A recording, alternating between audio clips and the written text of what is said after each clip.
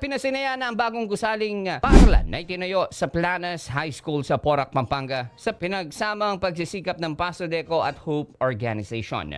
Ang bagong pasilidad ay pakikinabangan ng mga mag-aaral at guro ay formal ng na-turnover sa pamamagitan ng isang seremonya na pinamunuan ni Pasodeco President Andrew Escaler at Hope Program Associate Strength Likwanan.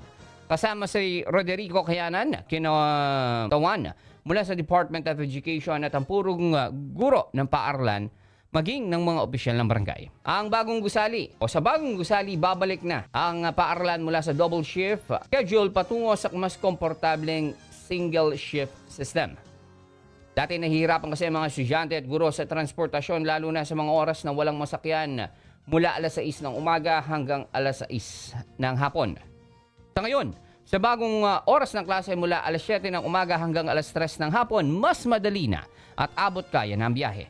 Ang mga bagong silid-aralan ay magbibigay ng mas komportableng lugar ng pag-aaral, partikular sa mga grade 10 na estudyante na mag-transition na patungo sa senior high school.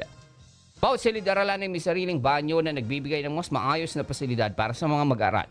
Binanggit ni Likwanan na ang proyektong ito ay bahagi ng mas malawak na inisyatibo ng Hope upang suportahan ang mga lokal na komunidad sa pamamagitan ng edukasyon.